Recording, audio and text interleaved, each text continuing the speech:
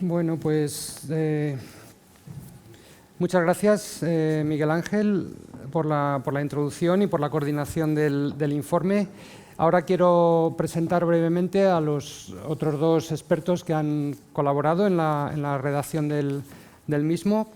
Se trata a mi izquierda del profesor Javier Prior, que también es doctor en físicas, ha sido investigador en universidades de prestigio del Reino Unido como Oxford e Imperial College. Es profesor en la Universidad Politécnica de Cartagena. La Universidad de Murcia. La Universidad de Murcia, perdón. Esto fue anterior, efectivamente. Entonces ahora dirige el grupo de investigación en tecnologías cuánticas y el laboratorio de sensores cuánticos. Y al extremo del escenario está el profesor Vicente Martín, que es el tercer profesor Martín de la mesa. Y también no sé si el tercero del Atleti, porque nosotros ya somos dos. Sí, no. Todavía no se ha realizado la medida, vale. no sé si es un... No te defines, ¿no? Sigues... Bueno, es catedrático de Ciencias de la Computación en la Universidad Politécnica de Madrid. Es el subdirector del Centro de Simulación Computacional y coordina el grupo de investigación en información cuántica.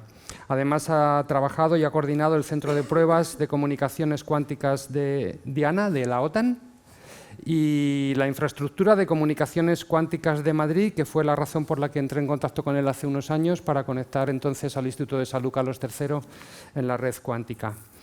Entonces, bueno, yo creo que primero os voy a dar unos minutos, pero muy breves, porque, como ha dicho Miguel Ángel, tenéis que describir qué son los sensores cuánticos y qué es la comunicación cuántica. Y luego ya os lanzaré unas preguntas a los tres, ¿vale? Pero muy brevemente, en 2 o 3 minutos, si puede ser. Bien, pues si comienzo yo. Bueno, un sensor cuántico no difiere mucho de un sensor clásico. Al final es un dispositivo donde tenemos una propiedad física que se modifica ante la acción de una señal exterior, ¿no? Si tenemos un termómetro antiguo, pues podemos medir la temperatura gracias a que hay una propiedad física, que es el volumen de la materia, que cambia cuando esta propiedad exterior, la acción de esta propiedad exterior, se modifica. Y bueno, ahí tendríamos un termómetro. Un sensor cuántico hace algo similar, pero utilizando las propiedades cuánticas que antes mencionaba Miguel Ángel en su presentación. Principalmente la coherencia cuántica o el entrelazamiento cuántico. Propiedades más o menos complejas de entender, pero que en la práctica, en la actualidad, hoy podemos medir y con mucha precisión. Entonces, gracias a que tenemos acceso a esas medidas, con esa gran precisión, pues podemos determinar la acción que sobre nuestro dispositivo ha generado una acción exterior que pudiera ser un campo magnético, un campo eléctrico, una variación de temperatura. También podemos medir la temperatura dentro de una célula, la presión, múltiples acciones exteriores. Entonces, en el caso de los sensores cuánticos, hacemos una virtud de un problema que tienen los dispositivos cuánticos o los ordenadores cuánticos, y es que son muy sensibles, y esa sensibilidad hace que se genere un cierto ruido en los mismos. Pues bien, en los sensores cuánticos hacemos de esa dificultad una virtud y, bueno, pues modificamos nuestro sensor cuántico y medimos su estado y podemos determinar la acción exterior, simplemente eso.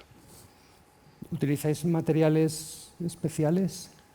Dentro de los sensores cuánticos utilizamos, en principio, las distintas plataformas cuánticas con las que disponemos hoy en día.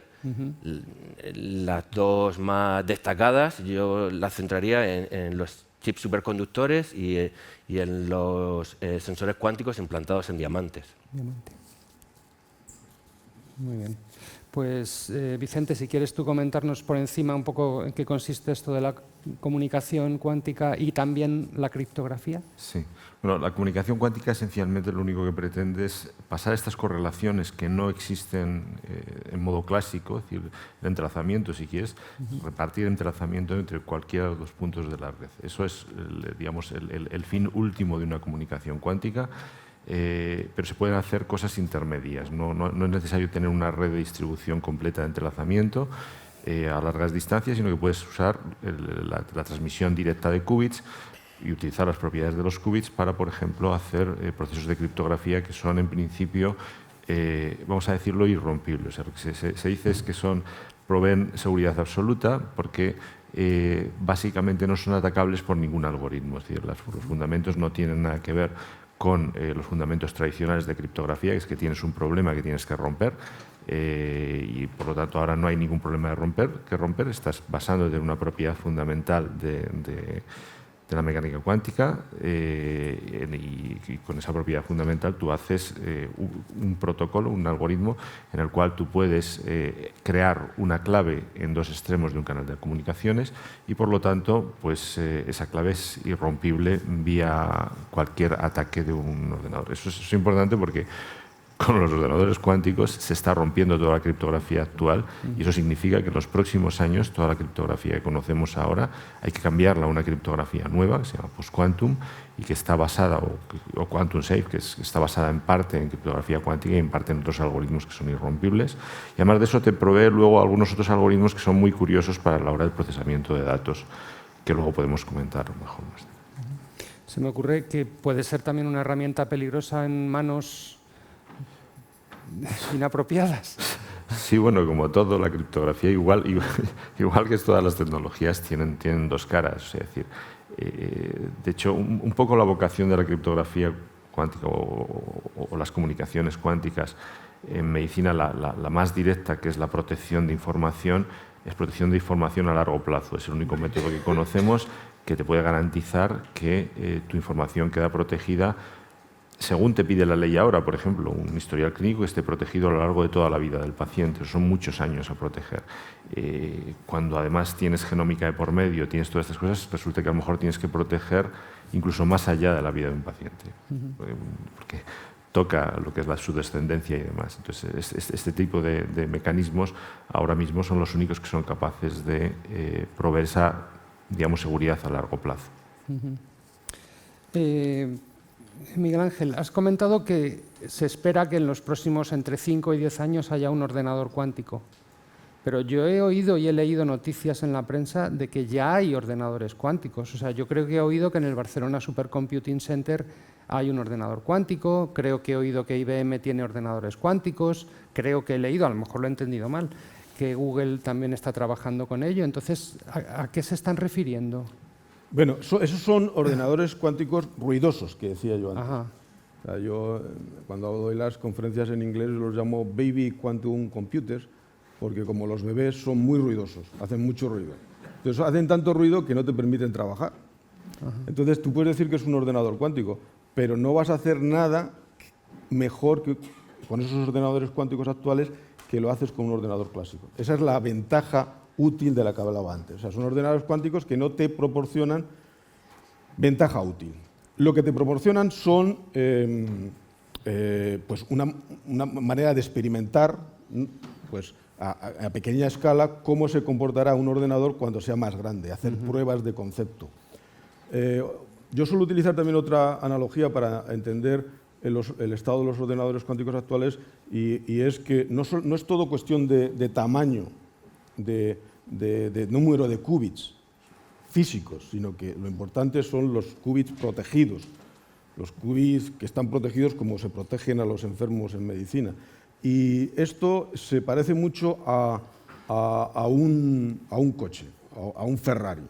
Los ordenadores cuánticos ahora son como Ferraris, porque potencialmente tienen una gran potencia, tienen un motor extraordinario en principio, pero tienen un problema. Los ordenadores actuales tienen el problema de que cuando se ponen en marcha se calan muy pronto, porque hay mucho ruido. Entonces, el paseo que te das es muy pequeño. Entonces, lo que estamos haciendo ahora es proteger a esos qubits con estrategias de corrección cuántica de errores para que ese paseo te pueda llevar de una ciudad a otra, el equivalente. Entonces, hay ordenadores cuánticos, pero son ruidosos, académicos. Vale. Y yo me imagino que la investigación en este campo es cara, porque los materiales y los sistemas lo son, y me pregunto si la atención que le prestan a estos temas las convocatorias de proyectos de investigación, tanto españolas como europeas, dedican suficiente atención a todo el mundo de la tecnología cuántica y específicamente en salud. Bueno, yo creo que no. O sea, en concreto, en el campo de las tecnologías cuánticas, dependiendo de la finalidad que se busca, se necesitan una cantidad de fondos u otra. Los ordenadores cuánticos, los grandes proyectos que está desarrollando Google o IBM van mucho más allá de lo que un Estado como España puede invertir, incluso Europa en su totalidad.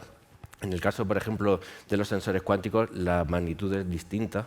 Yo creo que en esta dirección sí podríamos ser competitivos y estar al nivel de otros países europeos como Alemania, Holanda u otros, Austria, y hay que hacer ese esfuerzo. Las aplicaciones en medicina están ahí y yo creo que eso requiere también una colaboración, ¿no? La investigación en el siglo XXI es una investigación multidisciplinar y un foro como este también lo refleja, y yo creo que deberían haber convocatorias a las que, bueno, las hay, pero donde acudieran pues, gente de medicina, farmacias y física, ¿no? para abordar ya problemas más concretos, porque en concreto en el caso de los sensores cuánticos, digamos, la tecnología ya está aquí y lo que tenemos que hacer es ahora dar ese paso.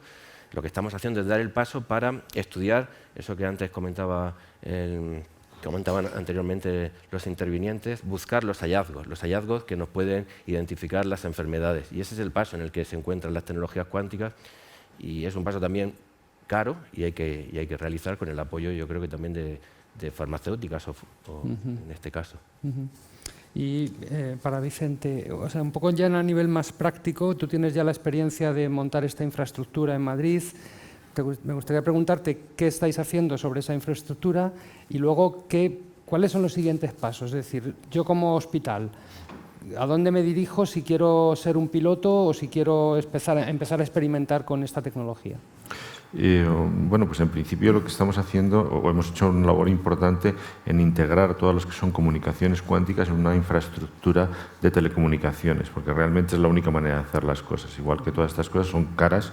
Entonces, si necesitas una infraestructura paralela para hacer, o sea, necesitas recrear toda una red de comunicaciones para solo hacerla cuántica, pues las cosas se complican mucho, sería extraordinariamente cara. Lo que hemos hecho es introducir todas estas posibilidades de comunicaciones cuánticas, que no hay que olvidarse, que estamos transfiriendo información en qubits individuales, en un único fotón. Si uno mira una red óptica normal, pues cada pulso de una red, son del orden de 10 a la 8 fotones. Es decir, como uno de esos 10 a la 8 fotones, 100 millones de fotones, se te pase a tu canal cuántico, a ti te estropean la señal al completo. Entonces es complicado. Pero hemos demostrado que las cosas se pueden hacer razonablemente, por eso tenemos la infraestructura que tenemos.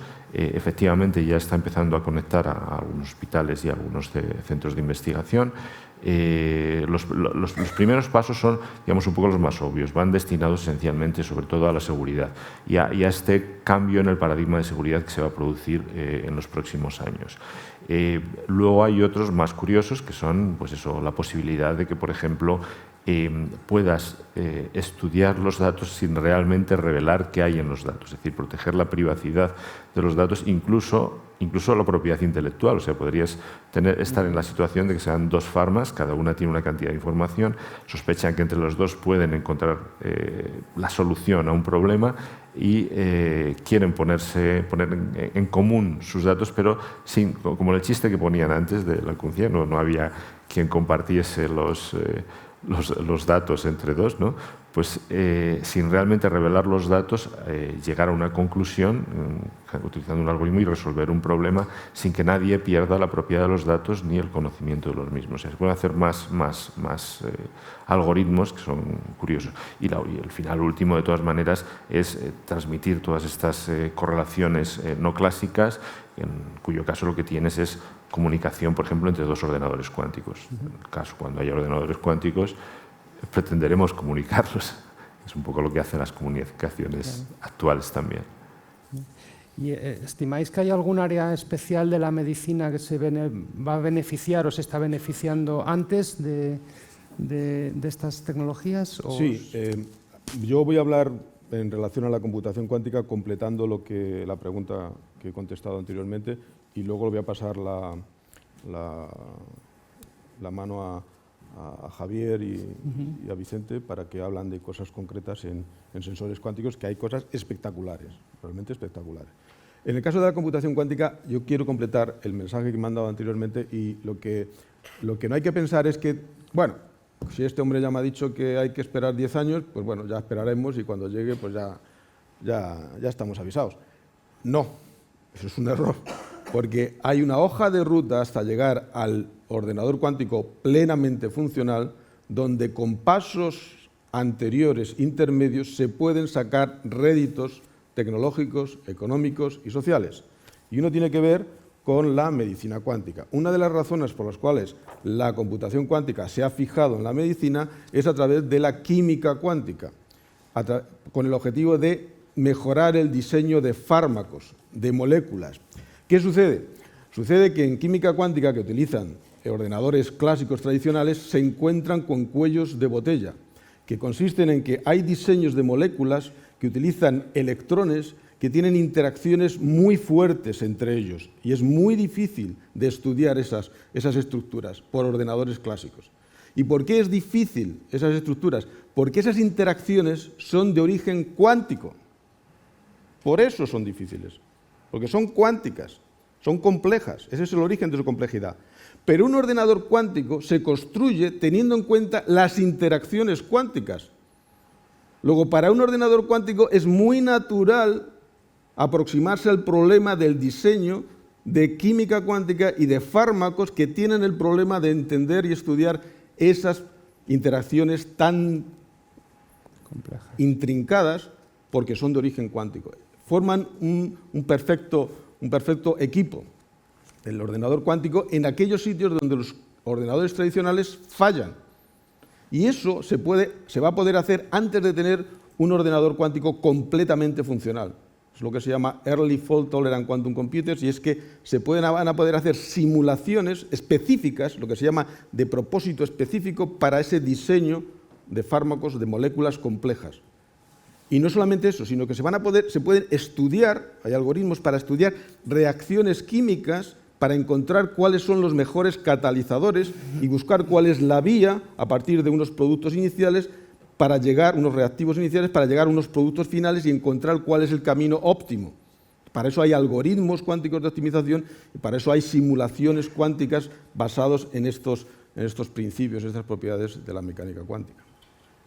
Por eso aparece la medicina como una killer application, como una aplicación que puede ser estrella en el ámbito de la computación cuántica. Pero es que eso, en el ámbito de los sensores cuánticos, le paso la palabra a Javier, puede dar detalles de cosas espectaculares que ya están ahí. Sí, es que en concreto aquí estamos hablando de la medicina del futuro, pero con los sensores cuánticos es una realidad, es la medicina del presente. Hay ya empresas que están facilitando estos dispositivos.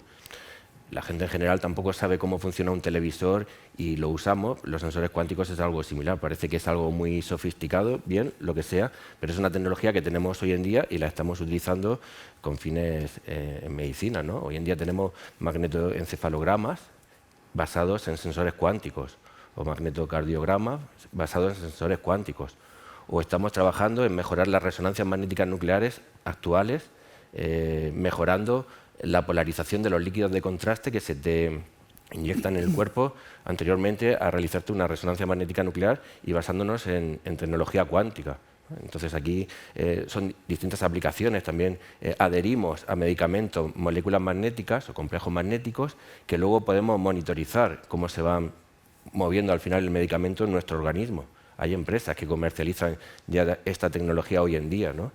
Hay algunos de estos aspectos que estoy comentando están también desarrollándose. Hay farmacéuticas como Novo Nordisk, que ha invertido mucho en el desarrollo de estos dispositivos, o VOS, que nos permiten ver conexiones entre neuronas, pero conexiones únicas, neurona a neurona, y se está desarrollando la tecnología. Y otras empresas, algunas americanas, otras alemanas, desarrollan estos dispositivos que nos pueden hacer una imagen magnética de nuestro cerebro, de nuestro corazón, de nuestro estómago. Entonces, no es una aplicación del futuro, es una aplicación actual. Los sensores cuánticos o la física cuántica en general ha estado detrás de múltiples aplicaciones, ¿no? Todos conocemos los láseres hoy en día, o un resonador magnético nuclear, o otras múltiples aplicaciones que también se basan en la física cuántica. Hoy en día llamamos segunda revolución cuántica a una nueva revolución tecnológica que estamos viviendo gracias a que sabemos o podemos controlar estas otras propiedades cuánticas más esotéricas, como la coherencia o el entrelazamiento cuántico. Pero la tecnología cuántica ha desarrollado aplicaciones médicas pues en los últimos, bueno, casi en el último siglo, si no un siglo, algo menos, pero ahí estaremos pronto, digamos. Y como comento, es una realidad. Podría dar otros múltiples ejemplos y hay empresas. Las empresas farmacéuticas están apostando por este sector. Y bueno, creo que es el futuro. Y de hecho, solamente hablando de dinero, ¿no? De presupuestos, para desarrollar un ordenador cuántico y apostar de forma competitiva, uno tiene que hablar de miles de millones de euros, que es lo que invierte Google, IBM, China. Pero para este tipo de tecnología estamos hablando de unas decenas de millones de euros. Hay otras farmacéuticas, Boehringer también ha introducido bastante dinero en el sector. Por citar un ejemplo de también colaboradores cercanos, en concreto a mí, por ejemplo, las resonancias magnéticas nucleares, hoy en día se mejora la resolución de la misma a través de, bueno, pues eso, te inyectan un líquido de contraste, que es un líquido que está muy polarizado, y esa alta polarización de esas moléculas, podría ser piruvato, por ejemplo, que es un compuesto que termina siendo consumido por las células cancerígenas porque consumen mucha energía y necesitan piruvato. Entonces, tú inyectas este líquido de contraste y se desplaza por el cuerpo a las células cancerígenas porque lo van a consumir. Y esto es una tecnología que a día de hoy tiene prácticamente el monopolio General Electric. Hace este proceso a través de un proceso que requiere temperaturas criogénicas y bueno, se puede hacer estos líquidos de contraste.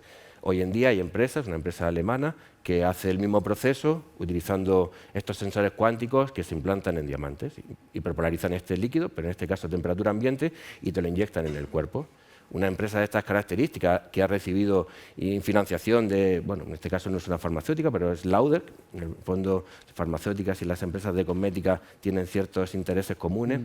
Hoy en día el propio envejecimiento se empieza a estudiar como una enfermedad y no sé cuánto tiempo ya también se llevará estudiando de esta forma, pero las empresas de cosméticos también tienen interés en este tipo de tecnología, ¿no? En concreto, por ejemplo, yo ahora también me encuentro trabajando un problema muy concreto y es la inflamación de las células que se origina, o se piensa que se origina en la mitocondria bueno, y está relacionada con la generación de radicales libres dentro de las células. Pues hoy en día somos capaces de coger estos sensores cuánticos que implantamos en pequeños diamantes, en nanodiamantes, y podemos localizar el sensor cuántico dentro de la célula, dentro de la mitocondria, y monitorizar lo que está pasando en su interior. Es como introducir un microscopio dentro de la célula y ver qué elementos o qué moléculas se están generando en su interior. Entonces, toda esta tecnología ahora mismo es una realidad y lo que estamos, como comentaba, es buscando estos hallazgos. Los hallazgos, ya que tenemos los síntomas, los signos y los hallazgos, nosotros como físicos cuánticos estamos centrados en los hallazgos, que nos puedan al final caracterizar la presencia de una enfermedad, pero la ventaja con la que contamos es que nuestros sensores son tan sensibles a cualquier acción exterior que una única molécula lo va a perturbar. Mucha de la tecnología clásica o estándar con la que contamos hoy en día necesita del orden del número de Avogadro de millones y millones de moléculas para generar una variación en esa propiedad física. Y en cambio los sensores cuánticos son sensibles a simplemente la acción de un electrón que se acerque al sensor. Y por eso su gran capacidad, ¿no? Hoy en día con los sensores cuánticos lo que hacemos, podemos pensar que estamos midiendo una propiedad física con muchísima precisión.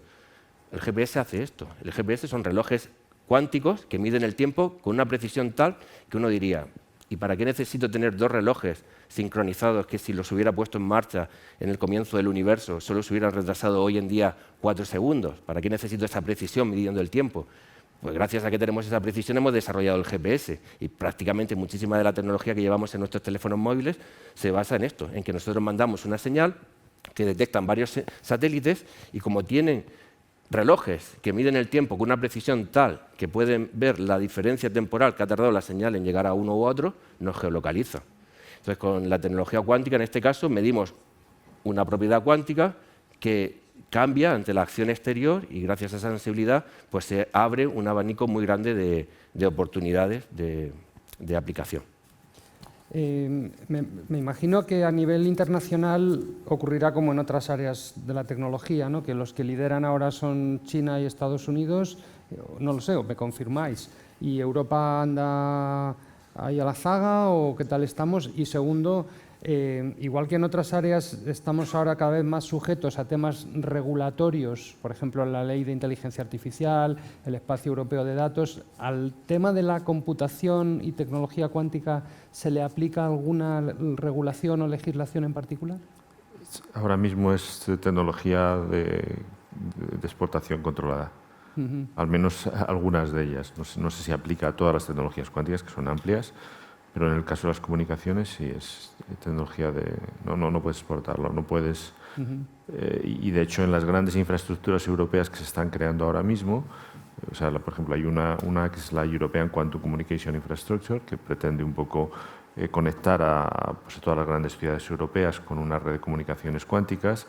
En la primera generación se ha permitido que haya equipos que no sean europeos, pero de áreas más o menos afines, y en la siguiente generación no se permiten equipos que no sean europeos. Lo cual quiere decir también que se está desarrollando toda una industria alrededor de esto. Esto también es importante decirlo. Es decir, ¿cuánto de lejos o de cerca estamos de todas estas tecnologías? Hombre, pues cuando empieza a haber empresas que venden parte de esta tecnología, pues no está mal la cosa, no estamos tan lejos. Sí, a mí me gustaría comentar, justamente esta pregunta, o una muy parecida, me la hicieron en la radio para la presentación de este informe, y claro, siempre la misma pregunta: ¿cómo está España para el ordenador cuántico? Bueno, en la década de 2000 España tenía un gran liderazgo, y Europa siempre lo ha tenido, a nivel teórico, a nivel de desarrollos teóricos. Esos desarrollos son los que ahora se están haciendo los ingenieros en América o en China.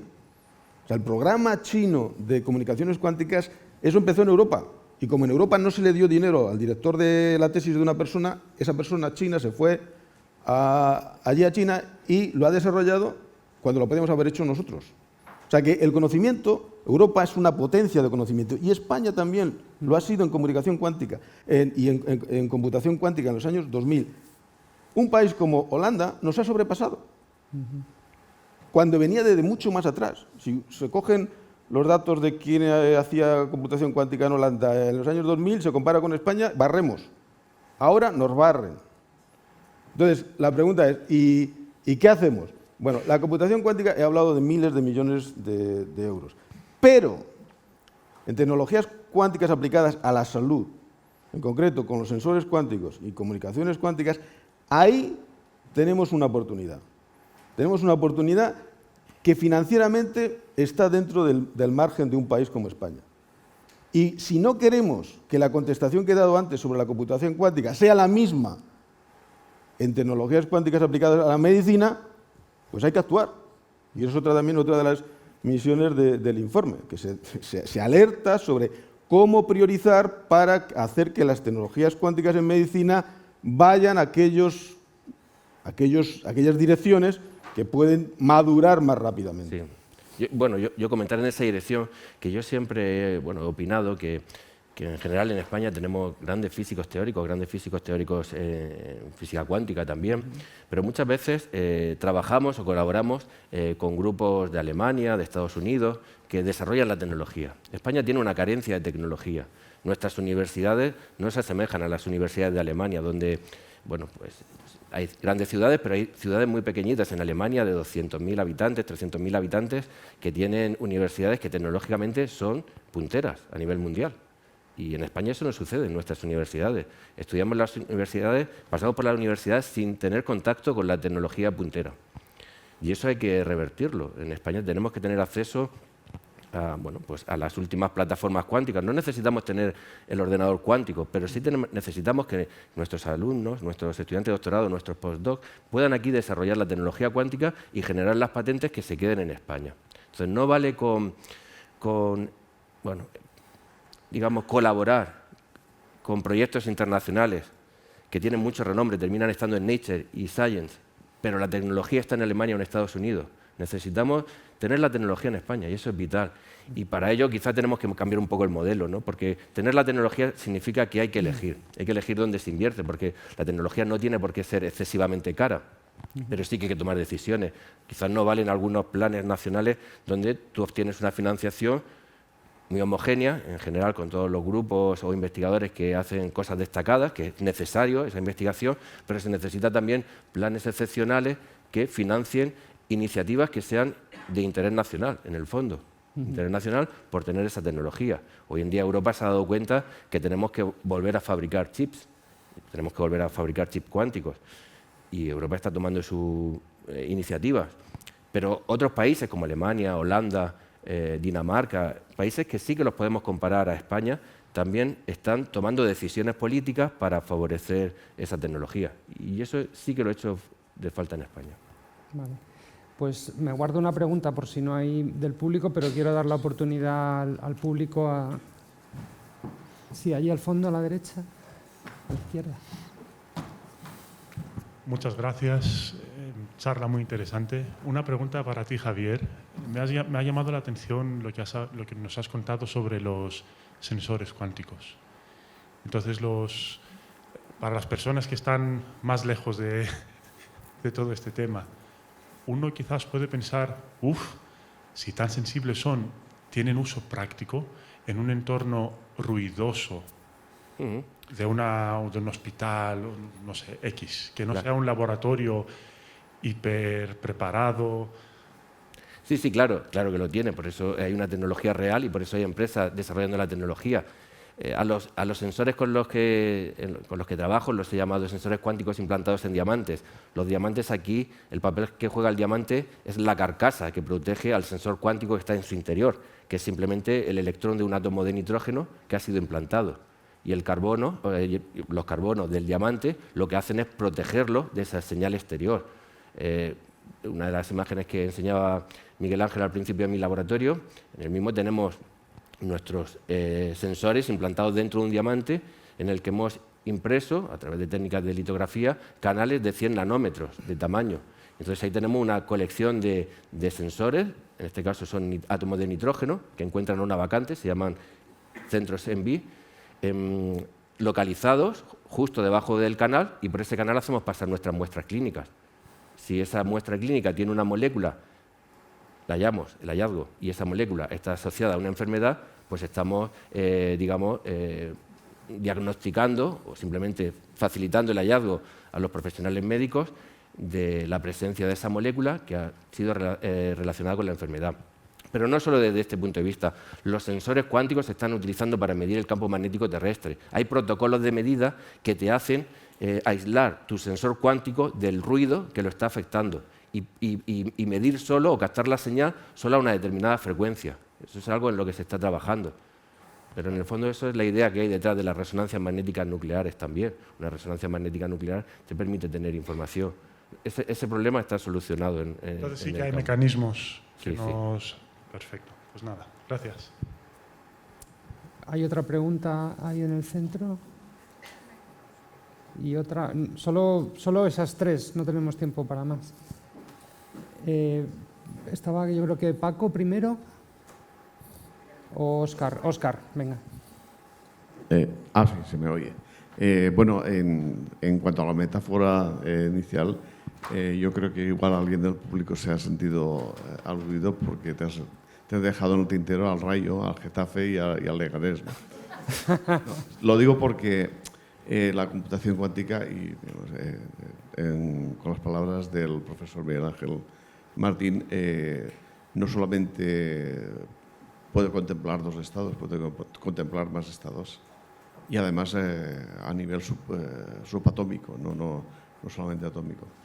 ¿Por qué digo esto? Porque, según he entendido, la evolución de los computadores o de la computación cuántica va a ir por escalones, pero desde fuera se entiende que vamos a obtener ordenadores como los que tenemos ahora, basados en el álgebra de Boole, que es de propósito general. Yo veo que la tendencia es a desarrollar modelos específicos para problemas más o menos específicos, haciendo, digamos, subiendo escalones, y en alguno de ellos ya podremos, digamos, y eso es algo que también puedo ver, podemos incorporar la computación cuántica y la inteligencia artificial, porque ya existe una disciplina que se llama inteligencia artificial cuántica. Lo que pasa es que en este momento, si no ha evolucionado mucho, es teórica, ¿no? Es simplemente eso. Sí, digamos, ahí. Si quieres lo contesto yo. Muy rápido para dejar a otra por pregunta eso más. no me Gracias. extiendo más por eso. Vale. Gracias. Sí. Bueno, ¿son 5 los equipos de Madrid? Son 6, yo creo. No importa, porque 2 es el mínimo. Pero puedes tener en superposición 5. De hecho, para corregir errores, cuánticamente el mínimo es 5. Clásicamente es 3, porque cuánticamente son más sensibles.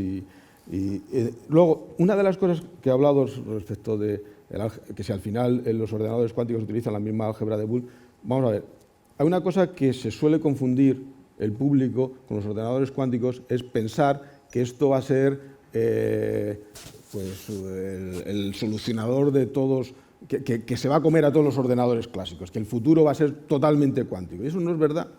O sea, los ordenadores clásicos no van a desaparecer. El futuro es híbrido. O sea, tiene que haber ordenadores cuánticos que se van a centrar en los problemas complejos, los más costosos que escapan a los ordenadores tradicionales, y los hay en medicina, en optimización, y si uno tiene un problema que es blando, lo va a resolver con el ordenador que tenga más factible a mano, que será un ordenador clásico.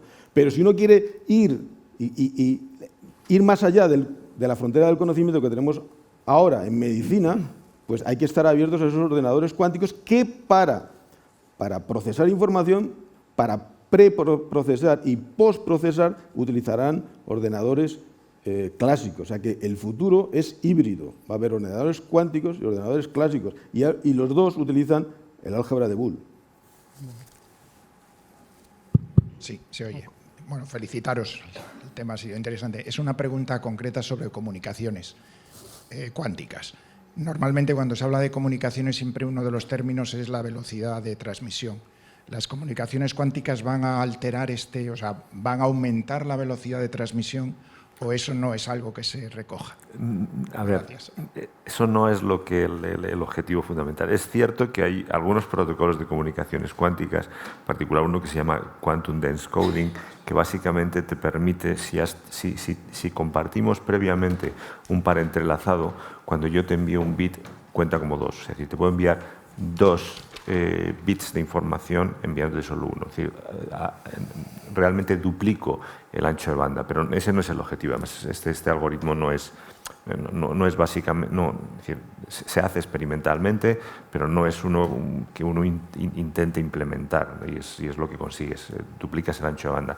Pero ese no es el objetivo. El objetivo básicamente es, sobre todo, transmitir estas correlaciones no clásicas.